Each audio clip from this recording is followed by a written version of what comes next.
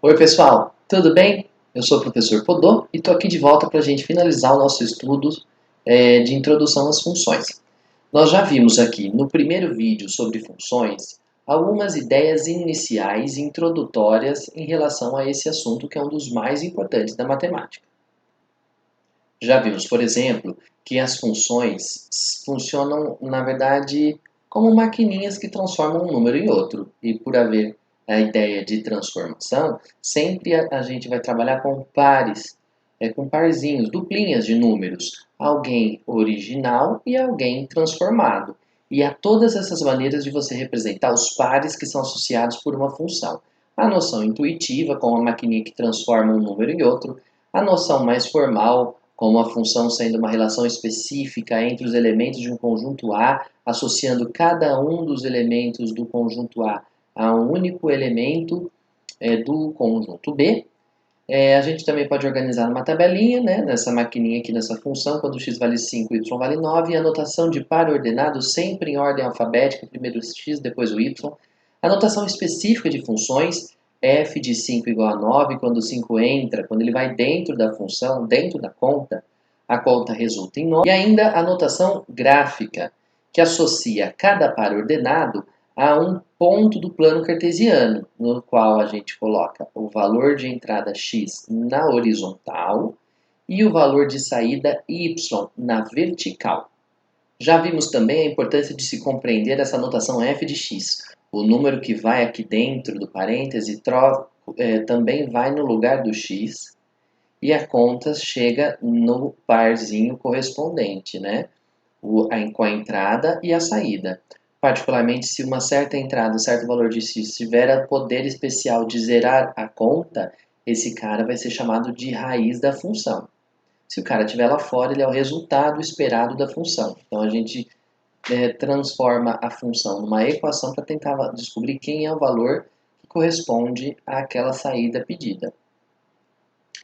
No último vídeo, nós vimos que o gráfico de uma função é feito a partir da coleta de vários pontos, nos quais cada x é um valor de entrada e o y é o valor de saída da fórmula da função correspondente. E a partir desse agrupamento de infinitos pontos, a gente tem um gráfico do desenho da função. O gráfico é muito prático porque permite a gente tirar outras conclusões que a fórmula sozinha não permite. A gente viu também que para desenhar o gráfico a gente pode, se a gente não souber nada sobre a função, nenhuma característica específica dela, a gente pode testar valores e ir marcando esses pontos. Particularmente é bom lembrar que quando um número é raiz, além de zerar a função, ele é o ponto exatamente onde o valor de x é exatamente onde o gráfico vai cruzar o eixo x. Então, raiz, além de zerar, raiz é onde o gráfico da função cruza o eixo x. Vimos também algumas análises que a gente pode fazer com o gráfico de funções. A gente viu quando a entrada, quando a saída, como que a gente lê, como é que a gente usa as informações do gráfico, como é que a gente pode selecionar pares ordenados e a partir de informações a gente substituir na fórmula, descobrir valores desconhecidos dentro das fórmulas das funções, os coeficientes.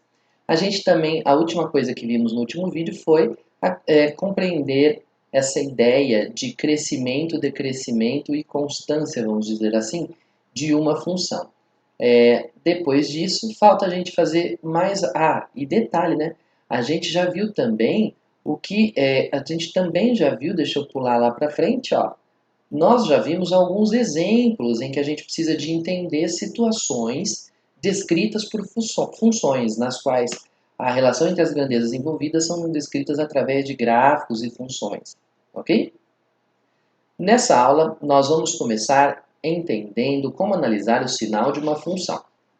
Para a gente analisar o sinal do gráfico de uma função, a gente precisa primeiro lembrar os sinais do plano cartesiano. Ó. No eixo x, no cruzamento do eixo x com o eixo y, a gente tem a origem, que é o ponto 0, 0. No eixo x, do centro para a direita, do centro para a direita, do centro para a direita, nós temos os valores positivos de x. Quanto mais à direita, maior o valor é. Agora, do centro para a esquerda, nós temos os valores negativos. Então, na parte esquerda do x, nós temos os valores negativos do x. Quanto mais atrás o valor tiver, mais negativo, mais menorzinho ele fica. Já o y funciona na vertical. Quanto mais para o alto, mais positivo o y é. Quanto mais para baixo, mais negativo o y é. Aqui, alinhado com o cruzamento, tanto o x quanto o y valem zero. Analisar o sinal do gráfico de uma função é analisar o sinal das saídas, da imagem da função. Então, a gente vai estar olhando para o sinal do y. Aonde o gráfico da função estiver para cima, vai seguir o sinal do y, vai ser positivo. Aonde o gráfico da função tiver trechos para baixo, vai ser a parte negativa. E aonde o gráfico da função cruzar o eixo x, a gente já até sabe o nome, são as raízes, é onde a função zera. Então, esse gráfico, por exemplo, tem quantas raízes reais? Ele vai ter uma aqui, uma aqui, uma aqui e uma aqui. São 4 raízes reais, porque são 4 cruzamentos da linha do gráfico com o eixo x. Esses valores são os números especiais que têm o poder de zerar a conta dada na fórmula da função. Agora, quais são os sinais do f de x? Mais uma vez, são os sinais do y.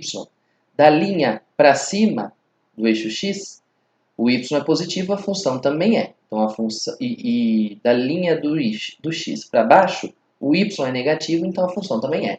Em cima da linha do x, ela não é nem positiva nem negativa, ela é zero, ela tem raízes ali. Ok? Muito bem. Então, essa função tem partes positivas e negativas. Essa parte, por exemplo, está para cima. Então, ela é positiva nesse intervalo. Essa parte aqui também está para cima. Ela também é positiva aqui. E aqui, nesse trechinho final, ela também é positiva. Então, repare o seguinte. Uma função, quando está em cima da linha do x, ela zera. Quando o gráfico vai da linha do x para cima, ele é positivo. Segue o sinal do y. Positivo. No meio é zero, para cima é positivo, para baixo vai ficar negativo. Então, esse gráfico aqui tem esse trecho negativo e tem esse trecho negativo. Repara que quando o gráfico passa por uma raiz simples, uma raiz que cruza o eixo x, o sinal da função muda. Mais raiz negativou, raiz positivou, raiz simples negativou, raiz simples positivou. Você vai ver em algumas funções que as raízes podem ser duplas, elas podem ter uma multiplicidade par. Aí o sinal vai se manter, mas a princípio as raízes são importantes porque assim como o zero, elas marcam a troca do sinal, essas raízes simples marcam a troca do sinal da função. Nesse exemplo aqui, por exemplo, eu tenho esse gráfico e eu quero saber as raízes e os intervalos onde a função é positiva, negativa e nula. Vamos lá? A função é nula nas suas raízes. Olha para o gráfico. Quantas raízes ele tem? 3. Graficamente, as raízes de uma função são os valores onde ela cruza o eixo x. Menos 3, 1 e 6. Esses 3 valores são as 3 raízes dessa função. Agora, nesses pontos, então, as raízes anulam a função. Aqui onde está o zero, daqui para cima, acima do eixo x, o desenho é positivo. Há um trecho positivo aqui e outro trecho positivo aqui. Esse primeiro trecho é o trecho correspondente dos valores de entrada entre menos 3 e 1. Já esse trecho aqui corresponde aos valores de entrada que são maiores do que 6. Isso quer dizer o quê? Qualquer entrada que você escolha nesse intervalo vai gerar um resultado lá para o alto, um resultado positivo. Qualquer valor de entrada nesse intervalo que seja maior que 6 também vai gerar um resultado positivo. Veja que não coloquei o igual dessa vez, porque quando x é igual a algum desses números, ele zera, ele não é positivo, ele faz a função zerar. Agora, nesses dois trechos abaixo, eu estou destacando aqui com laser, são os trechos negativos da função. A função é negativa para qualquer número que seja menor que menos 3 ou para todos os números que estão entre 1 e 6. Veja a aplicação desse assunto num problema. O gráfico abaixo ilustra a evolução da temperatura em graus Celsius de uma região ao longo de um período de 24 horas. Determine os horários em que a temperatura atinge 0 grau. Olha, a temperatura está na vertical. Para a temperatura atingir 0 graus, ela tem que estar alinhada com esse ponto aqui. Como a gente quer saber onde que essa função zera, a gente quer saber as raízes. E as raízes aqui são onde cruza o eixo x, no 2 e no 8. Então, a temperatura começa com 3 graus Celsius, vai descendo, zera às 2 horas da manhã, às 4 horas da manhã é menos 5, à medida que vai aumentando, vai zerar de novo quando forem 8 horas, vai atingir a máximo valor, que é 13 graus Celsius às 12 horas, ao meio-dia, depois começa a decair até que a meia-noite torna a 5 graus. Qual é o intervalo de variação da temperatura ao longo das 24 horas? Bom, a temperatura está em P, está no Y. O intervalo de variação dela está entre a temperatura mínima, que é menos 5, e máxima, que é 13. Então, a temperatura variou de menos 5 graus Celsius a 13 graus Celsius. Ela não passou para baixo disso nem acima daquilo. Agora, os intervalos onde a temperatura foi positiva. Ora, como a temperatura está na vertical, a vertical é negativa, onde o gráfico passa aqui, ó, onde ele está abaixo. Lembra que a gente acabou de considerar na letra A que ele zerava nesses dois pontos? Toda a parte que estiver abaixo deles é negativa. E essa parte inicial com essa parte final são positivas. Então, o intervalo onde ela é positiva é esse primeiro intervalo, que é entre 0 e 2 da manhã, e esse segundo intervalo, que vai das 8 da manhã até as 24 horas. Agora, a última coisa que falta a gente comentar é como que a gente faz para determinar o domínio de uma função. Vamos ver se você se lembra. O domínio de uma função é o conjunto de valores que servem para entrar nessa função sem que ela trave. Eles não podem... Lembra? A função tem que ter duas regrinhas básicas. Toda entrada tem que ter saída. Então, você não pode colocar um número que dê problema na função, que trave a função e ela não saiba o que fazer com ele. Assim como cada entrada só pode ter uma saída. Então, todo número que você colocar lá só pode dar uma resposta de cada vez. Você não pode colocar um número lá e sair 2 resultados. Senão, você não está mais falando de par, você estaria falando de um trio, que não entra aqui nessa situação. Então, no caso dessas funções, determinar o domínio, que é o conjunto das entradas possíveis, é falar sobre as condições de existência dessa função. Então, veja essas três funções que temos aqui. Essa primeira função tem uma condição de existência, não é para todo mundo que ela existe. Por exemplo, se você quiser colocar o 4 nessa função, você vai ficar com 3 vezes 4, 12, com mais um 13. Em cima vai dar 13, embaixo vai dar 2 vezes 4, 8, menos 8, 0. A conta, então, vai ser 13 dividido por 0. O problema é, nenhuma função sabe dividir por 0. Então, quando você colocar o 4 aqui dentro, a função vai travar. Por quê? Porque como temos uma divisão aqui representada pela fração, a divisão só existe, a condição de existência dela é que o denominador dessa fração seja diferente de 0. Ou seja, que o x seja diferente de 4. Por isso, o domínio, o conjunto de todas as entradas possíveis para essa raiz, para essa função, é o conjunto de todos os números reais. Todos os reais, inteiros, positivos, negativos, quebrados ou não, desde que não se escolha o número 4. Afinal, no número 4, temos problema aqui na divisão. Agora, essa outra aqui tem uma raiz quadrada.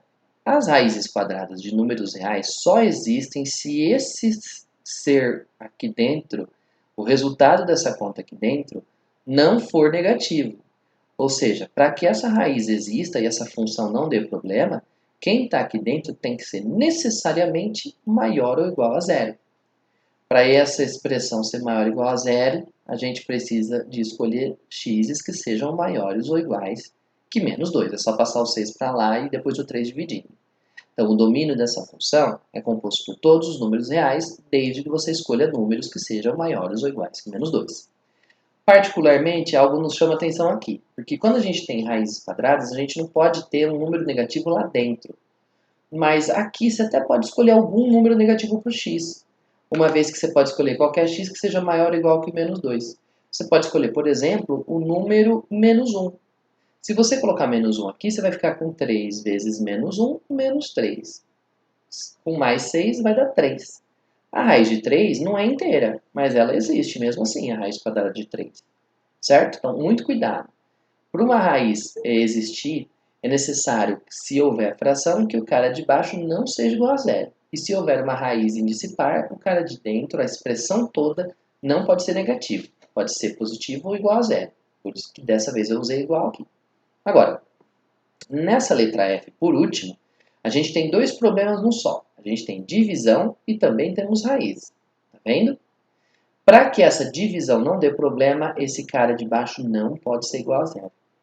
Mas para que essa raiz não seja igual, o cara de baixo não pode ser negativo. Se fosse só a raiz, nós diríamos que 2x mais 7 teria que ser maior ou igual que zero. Mas como ele está numa divisão, o denominador de uma divisão, dessa vez ele não pode ser igual. Ele tem que ser necessariamente maior. Nesse caso, o x vai ser maior que menos 7 sobre 2. Fazem. É só passar o 7 para o outro lado, vai menos 7 dividido por 2. Então, o domínio, o conjunto dos valores de todas as entradas possíveis para não travar essa função, são todos os números reais, desde que eles sejam maiores do que menos 7 dividido por 2. Mais uma vez, então, determinar o domínio de uma função é determinar as condições de existência. As principais que a gente tem por hora é a condição de existência de uma fração, que o denominador não pode ser igual a zero, e das raízes de índice par, cujo radicando não pode ser negativo. É necessário que ele seja maior ou igual a zero. Caso as duas apareçam combinadas, você precisa de tirar o negativo, nesse caso, da raiz. Ok? A partir de agora, a gente vai resolver alguns exercícios da lista. Então, se você já entendeu mais ou menos até aqui, volta para a lista, termine de fazer os exercícios e a hora que você terminar o exercício número 12, aí você vê a resolução dele agora, ok? No exercício número 12, a gente tem a seguinte informação. No gráfico a seguir, temos o nível da água armazenada em uma barragem ao longo de 3 anos. O nível de 40 metros foi atingido quantas vezes nesse período?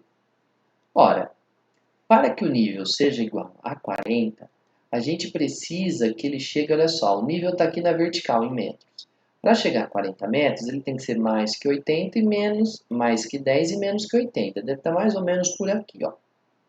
Para chegar nesse nível, olha o gráfico, ele começa com 100, esvazia até cair a 90, sobe até voltar para 100, aí deve ter tido uma escassez de água nessa barragem, secou, voltou para 80, subiu de novo, deve ter caído uma chuvinha e depois ficou um bom tempo na seca. Nesse momento, ele estava aqui com 90 e aí ele foi secando, secando, secando até chegar em 10.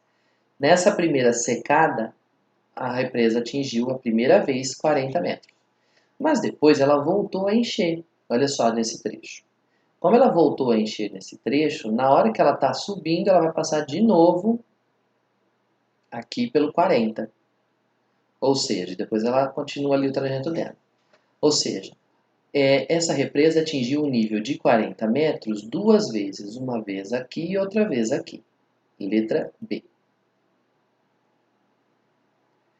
O exercício 13, do Enem, diz assim: em uma prova de 100 metros rasos, o desempenho típico de um corredor padrão é representado pelo gráfico a seguir. Baseado no gráfico, em que intervalo de tempo a velocidade do corredor é, atenção, aproximadamente constante? Para uma função ser aproximadamente constante, é necessário que ela tenha o gráfico com um certo desenho. Vamos relembrar? Vou voltar aqui no slide em que nós vimos isso, ó. Achei. Aqui, ó. Um gráfico é constante quando ele tem esse tipo de comportamento. Aquele em que você, mudando o resultado do x, aumentando o x, ele continua na horizontal, ou seja, ele mantém o mesmo y lá atrás. Ele não se altera à medida que você muda o valor do x. Dessa forma, quando a gente volta lá para o exercício, a gente vai ter a seguinte situação, ó. Vamos analisar alternativa por alternativa? Repara, vamos começar analisando o gráfico, vai. A velocidade estoura, ele sai correndo com muita pressa, muita pressa. E nessa parte aqui, ele até dá uma cansadinha e começa a diminuir a sua velocidade até lá no final. Analisando os intervalos aqui, entre 0 e 1 segundo, a gente vai ter, ó, de 0 a 1 segundo, o tempo está na horizontal. De 0 a 1 segundo é essa faixa. Nessa faixa, o gráfico claramente é crescente, porque a velocidade aumenta de 0 vai até o final a 6, olha lá. Em 1 segundo ele está com 6 metros por segundo. Então, descartada essa alternativa.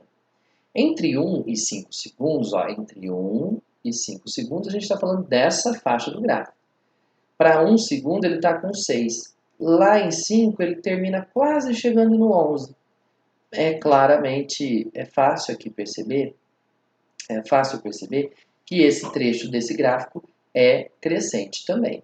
Agora, entre 5 e 8 segundos, repara, de 5 a 8 segundos, aqui a situação fica um pouquinho diferente.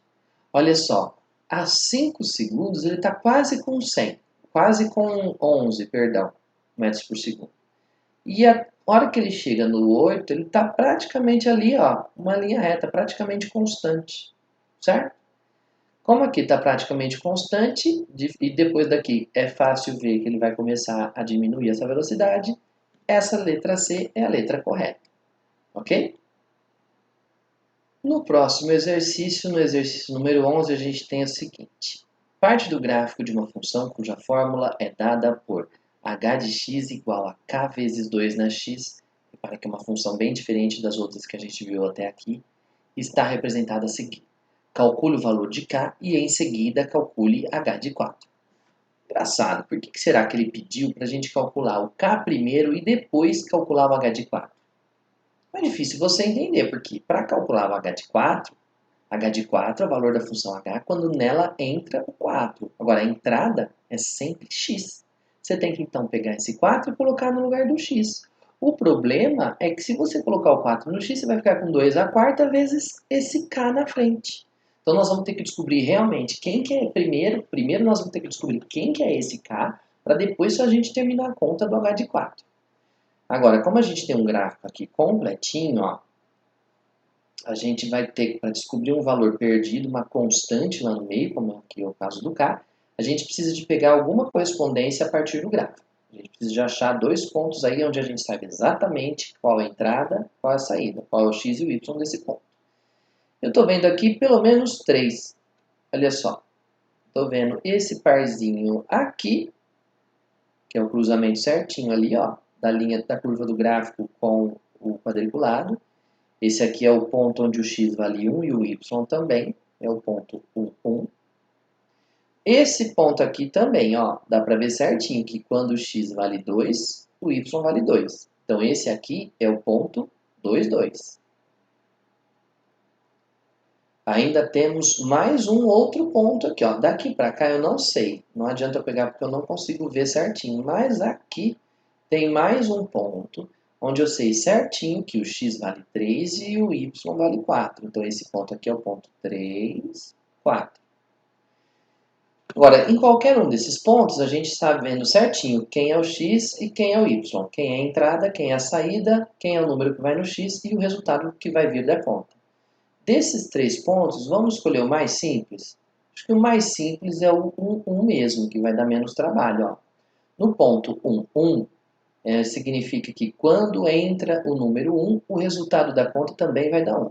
Entrada vai no x, ou seja, quando nessa fórmula o x vale 1, o resultado de toda essa conta vai ser 1 também. Olha lá. Quando x vale 1, o resultado da conta também dá 1. 2 elevado a 1 é 2, vezes k, 2k. Opa, 2, opa, 2, opa, aí, 2k. É igual a 1, passo o 2 dividindo, então k vai dar meio. Como o k vale meio, a fórmula incompleta era essa, mas como a gente sabe que esse k vale meio, a gente troca esse k por meio, então ela vai ser meio vezes 2 na x. Agora, com a fórmula completa em mãos, a gente finalmente consegue calcular h de 4, que foi o que ele tinha pedido lá no início. h de 4 é o valor da fórmula completa quando aqui no lugar do x entra o número 4. Olha lá. Então vai ficar meio vezes 2 na quarta, que é 16, metade de 16 é 8, que é a resposta desse exercício. Ok? Gente, mais uma vez, muito obrigado por assistir esse vídeo até o final. Espero que você tenha aprendido alguma coisa sobre funções, tirado alguma dúvida. Se restar alguma dúvida ainda, aproveita para me mandar lá no meu Instagram. Lá no meu Instagram eu posso responder as suas dúvidas. O Instagram é esse que está aqui do lado, ó, @podozinho. A lista de exercícios para você conseguir terminar Essa está lá no site bit.ly/listas-odô. E, mais uma vez, muito obrigado. Esse assunto é fundamental, então estude ele com calma, faça os exercícios. Espero que você tenha sucesso aí na sua empreitada do estudo de funções. Nos próximos vídeos a gente vai estudar tipos específicos de funções. Funções do primeiro grau, do segundo grau e assim por diante. Ok? Muito obrigado mais uma vez pela sua atenção nesse vídeo e até o próximo. Tchau!